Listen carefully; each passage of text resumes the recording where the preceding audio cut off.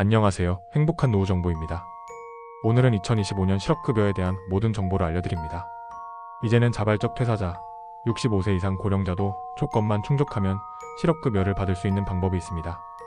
끝까지 읽으시면 복잡한 실업급여 요건과 절차를 쉽게 이해하실 수 있을 겁니다. 1. 실업급여란? 먼저 실업급여가 무엇인지부터 알아볼까요? 실업급여는 직장을 잃은 근로자가 일정 기간 동안 생계를 유지할 수 있도록 지원해주는 제도입니다. 단 고용보험에 가입한 근로자만 받을 수 있으며 비자발적 퇴사자와 구직활동 중인 근로자를 대상으로 하고 있습니다. 이 점이 가장 중요합니다. 자발적으로 퇴사한 경우에는 일반적으로 받을 수 없다는 점 꼭 기억하세요. 하지만 예외사항도 있으니 뒤에서 자세히 설명해 드릴게요. 지급 금액과 기간. 그렇다면 실업급여는 얼마나 받을 수 있을까요? 1. 지급 금액. 기본적으로 퇴사 전 3개월 평균 임금의 60%를 지급받습니다. 하지만 최소 금액과 최대 금액이 정해져 있는데요. 오상한액 하루 66,000원으로 월 최대 약 198만원까지 받을 수 있습니다. 오하한액 하루 63,141원으로 월 약 189만원 정도입니다. 지급기간. 지급기간은 근로자의 고용보험 가입기간과 나이에 따라 달라집니다. 예를 들어 50세 미만인 경우 고용보험 가입기간 1년 이상 3년 미만이라면 150일 동안 지급받을 수 있습니다. 50세 이상 또는 장애인인 경우 고용보험 가입기간이 5년 이상 10년 미만이라면 240일 동안 지급받을 수 있습니다. 3. 주의사항. 여기서 주의하실 점이 있습니다. 고용보험 가입기간과 지급 조건은 개인별로 다를 수 있다는 건데요. 반드시 가까운 고용센터에 방문하시거나 고용보험 홈페이지를 통해 본인의 조건을 확인하셔야 합니다. 다음으로 실업급여를 받을 수 있는 퇴사. 유형별 조건과 65세 이상 근로자의 실업급여 신청 방법에 대해 알아보겠습니다.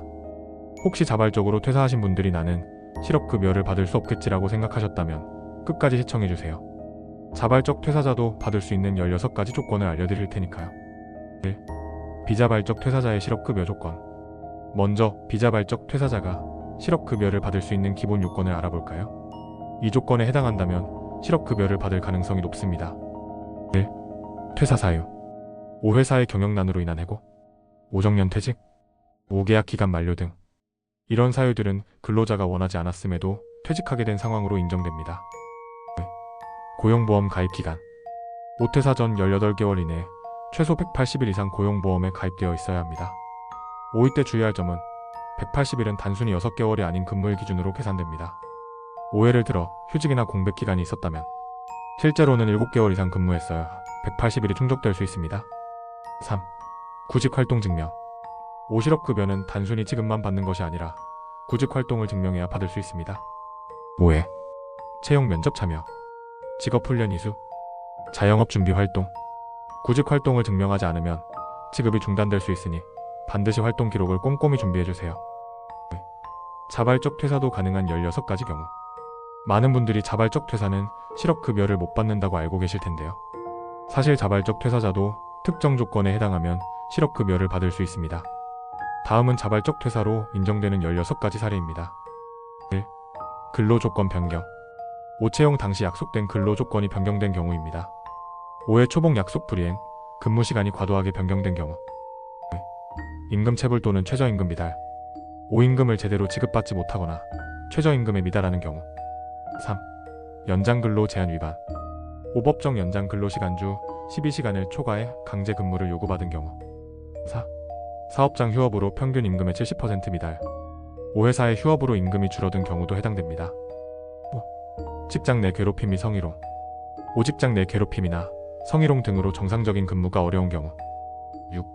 사업장 이전 및 출퇴근 시간 증가. 5사업장 이전되어 출퇴근 시간이 왕복 3시간 이상으로 늘어난 경우. 7. 가족 간병 또는 결혼으로 인한 이사. 5부양가족의 질병 간호, 결혼으로 인한 이사로 출퇴근이 어려워진 경우. 이외에도 신체적 질병, 업무 변경으로 법적 금지사항 발생 등 여러 조건이 있습니다. 이 조건들이 애매하게 느껴질 경우 증거 자료 근로 계약서 의사, 소견서, 동료 진술서 등을 반드시 준비하세요. 퇴사 전에 고용센터 상담을 받아 상황을 설명하면 더 정확한 답변을 받을 수 있습니다. 3. 65세 이상 실업급여 받을 수 있는 방법?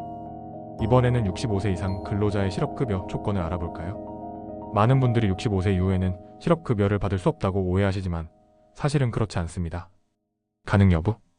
65세 이후에도 다음 조건에 해당하면 실업급여를 받을 수 있습니다. 1. 계약 시작일과 만 65세 생일, 5만 65세 생일 하루 전날까지 고용계약이 시작된 경우 실업급여 대상이 됩니다. 5회 생일이 5월 20일이라면 5월 21일에 계약을 시작한 경우 대상, 반면 5월 20일 이후에 계약을 시작하면 대상에서 제외됩니다. 계속 근로 여부, 5, 65세 이후에도 근로 단절 없이 계약이 이어질 경우 실업급여를 받을 수 있습니다. 5회 용역업체가 변경되더라도 근로가 중단되지 않으면 대상이 됩니다. 4. 단 하루 차이로 실업급여를 못 받는 사례. 이제 중요한 사례를 소개할게요. 단 하루 차이로 실업급여를 못 받는 경우가 종종 발생합니다. 예를 5월 24일 금요일에 퇴사 후 5월 27일 월요일에 입사 실업급여 가능. 하지만 5월 28일 화요일에 입사 대상에서 제외. 예.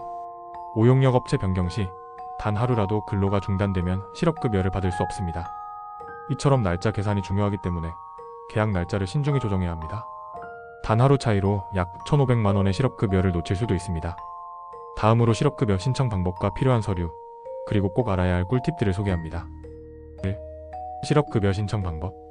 실업급여는 퇴직 후 생계에 중요한 지원이 되기 때문에 올바르게 신청하는 것이 정말 중요합니다. 지금부터 실업급여 신청에 필요한 절차를 단계별로 알려드릴게요. 1단계 이직확인서 요청. 가장 먼저 사업주에게 이직확인서를 요청해야 합니다. 이직확인서는 근로자가 퇴사한 이유를 기록한 문서로 고용센터에서 실업급여 신청 시 반드시 필요합니다. 비자발적 퇴사의 경우 사업주가 정당한 사유를 기재해야 하므로 퇴사 전에 이 서류를 잘 챙기세요. 만약 사업주가 협조를 거부한다면 고용센터에 도움을 요청할 수 있습니다. 2단계 구직 신청. 고용센터 방문 또는 고용24 홈페이지를 통해 구직 신청을 해야 합니다. 구직 신청은 실업급여 지급의 기본 요건 중 하나인데요. 나는 다시 일을 찾고 있다는 의사를 증명하는 과정입니다. 구직 신청 시 본인의 이력서와 구직 활동 계획서를 준비하는 것이 좋습니다. 3단계 실업급여 신청. 구직 신청 후 실업급여를 신청할 수 있습니다. 이때 필요한 서류는 다음과 같습니다. 5. 이직 확인서.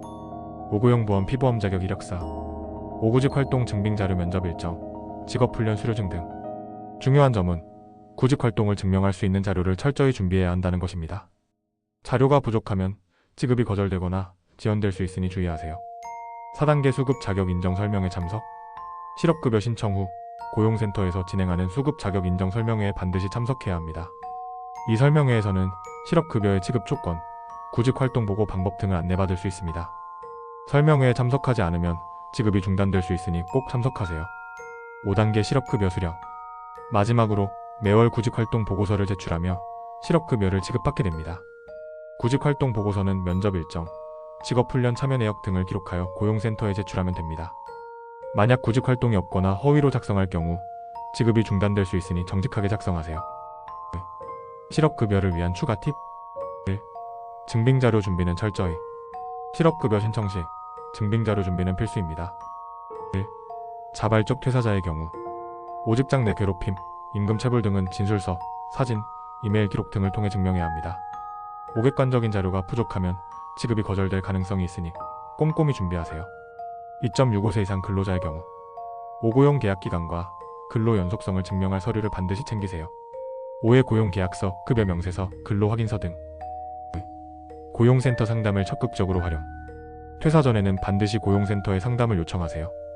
자신의 상황에 맞는 정확한 정보를 미리 파악하면 예상치 못한 불이익을 예방할 수 있습니다. 특히 자발적 퇴사자나 65세 이상 근로자는 상담을 통해 조건 충족 여부를 확인하는 것이 중요합니다. 3. 결론 아는 만큼 받는다. 실업급여는 퇴직 후 생계를 유지하는 데 큰 도움이 되는 제도입니다.